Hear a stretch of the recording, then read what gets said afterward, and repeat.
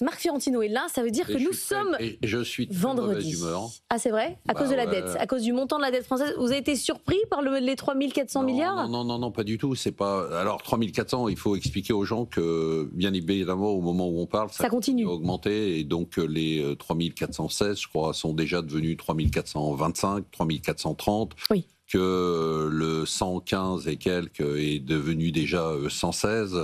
Non, je pense que ce qui me frappe, et c'est vraiment un sentiment profond d'inquiétude, je le partageais avec Emmanuel Le Chip dans le couloir, c'est que c'est une profonde inquiétude. C'est-à-dire que là, je pense qu'on n'en est plus à se dire... oui, il y a le problème de la dette, ça va provoquer une crise financière et puis les taux vont monter. C'est un problème profond, c'est-à-dire que c'est un problème de remise en question de notre modèle. On n'a pas les moyens de notre modèle social. Donc on n'en est plus aux rustines. Donc ça me fait marrer quand on est en train de dire où est-ce qu'on va trouver les 40 milliards, le prochain gouvernement, il faut qu'il trouve 40 milliards. Mais 40 milliards, c'est une blague. Ça sert à rien en fait. C'est une rustine. C'est-à-dire qu'on n'est plus dans je vais enlever 3 milliards là et puis les avantages des ministres et puis... là pour l'instant on en est là. On n'a aucune mesure importante. Non, le problème qu'on a, c'est qu'on n'a même plus... Bon, évidemment on a un problème d'ordre politique, donc avec une lâcheté générale. Ok, mais ça on le sait, tout le monde le sait. On n'a pas un homme politique religieux qui soit à gauche ou à droite. On n'a pas un homme politique courageux ou une femme politique courageuse. Mais ça on le savait déjà. Le plus important, c'est que moi ce qui m'affole complètement, ce sont tous les sondages qu'on a sur tous les thèmes qui montrent que les gens sont favorables. Mais bon, Marc, vous dites aux gens, vous êtes pour la paix et taxer les riches, évidemment qu'ils vous disent oui. Mais c'est pas que ça. C'est par exemple, oublions ça. Mais l'âge de la retraite, d'ailleurs ça c'est un vrai sujet. Oublions la taxe Zuckman parce que bon, ok, dire aux gens effectivement de toute façon il y a un côté un peu revanchard, c'est-à-dire et même quand j'entends les patrons, j'ai envie de dire oui, les patrons qui soutiennent la taxe Zuckman. On a reçu deux ce matin. Oui, c'est ça. C'est ceux qui de toute façon ne seront pas touchés par la taxe Zuckman parce que Jean-Baptiste Rudel il dit qu'il sera touché. Oui, enfin on verra parce que leurs boîtes valent pas d'argent, mais je veux dire donc eux ils n'ont pas de soucis, ils peuvent toujours en parler. Mais le problème qu'on a, c'est un problème d'adhésion populaire à un modèle qui va nous faire plonger, qui nous est en train de nous faire plonger. C'est-à-dire qu'il faut avoir conscience.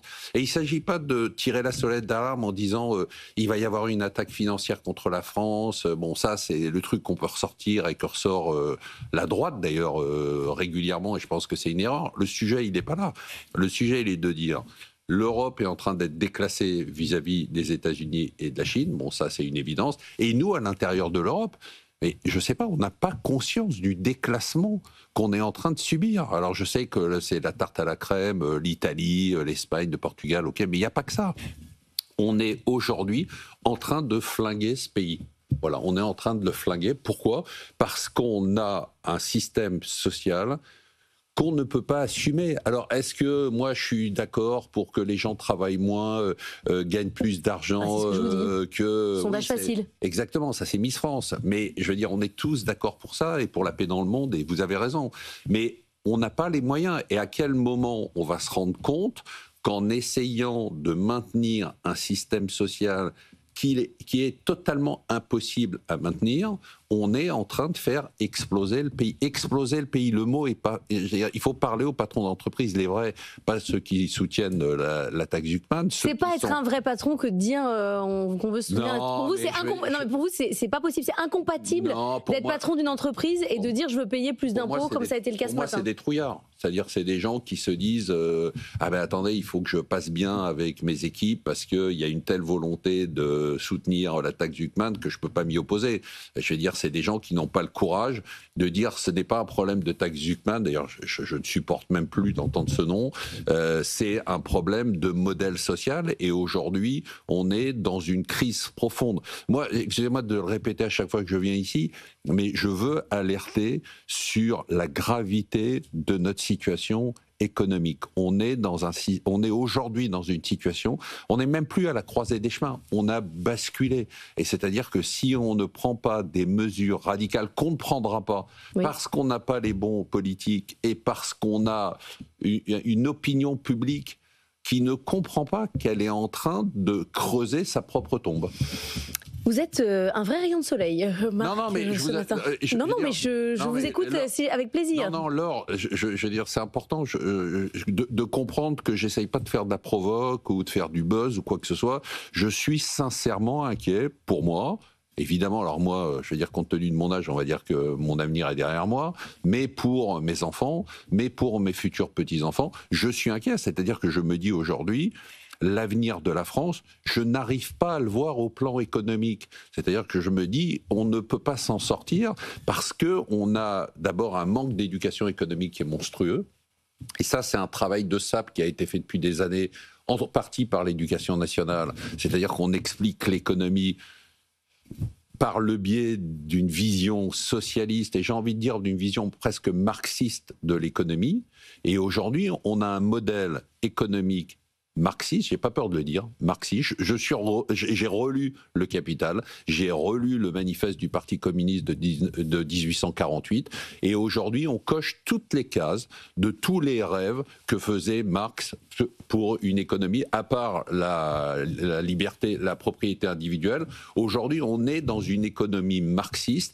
Or toutes les économies marxistes ont fait faillite. Il faut le dire aux Français. Mais Marc, quand on vous entend ce matin à 8h51 sur BFM Business, on prend ses clics et ses claques et on va monter sa boîte dans un autre pays. Mais franchement, je me pose la question. C'est-à-dire, je me dis très... Vous voulez partir maintenant? Non, moi, je ne vais pas partir. Moi, parce que d'abord, je suis très attaché à la France, parce que j'ai envie de me battre, parce que j'ai envie de rester ici et de changer les choses, et parce que c'est ça, les entrepreneurs. Les entrepreneurs, moi, je me sens entrepreneur, je me sens dirigeant d'entreprise, et les dirigeants d'entreprise, c'est des gens qui luttent au quotidien pour la France. C'est-à-dire qu'ils ont vraiment une démarche qui est une démarche citoyenne. Et moi, j'ai une démarche citoyenne.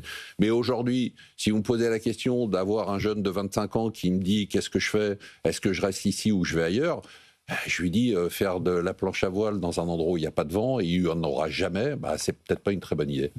Quand on parle d'ISF, de retour de l'ISF, plutôt que de la taxe Zuckman, vous dites pas c'est un moindre mal, on échappe au pire? Mais non, mais ça fait penser à la méthode de Trump. Qu'est-ce qu'il fait Trump? Il dit je vais mettre 100% de droits de douane. d'Overton. Et puis ensuite, je mets 15% et les gens sont hyper contents. Donc là, en fait, ça a été très malin de la part de, j'ai envie de dire, la gauche en général. Dans le narratif, c'est malin. Ben oui, le narratif, c'est super fort en termes de négo. C'est-à-dire, vous faites peur avec un épouvantail. L'épouvantail, c'est Zuckman.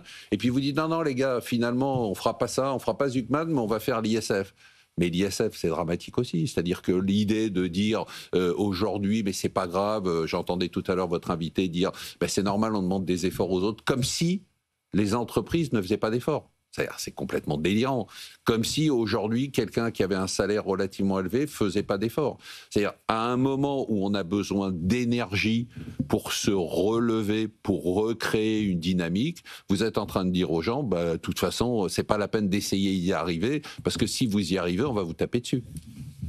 Merci Marc Fiorentino d'être venu ce matin. J'avais plein d'autres sujets, mais vous voyez, on a fait que la France. Il reste 34 secondes. Mais ça tombe bien parce que vous allez revenir ce soir dans C'est votre argent avec tous vos invités exceptionnels. Et vous allez pouvoir parler. On va se poser la question très sérieusement de savoir si la France est une économie libérale. La réponse pour moi est non. Et si la France est une économie marxiste, et la réponse est oui. Très bien. Donc on a déjà la réponse avant la fin de l'émission. Oui, exactement. Que vous n'avez pas encore enregistrée. Absolument.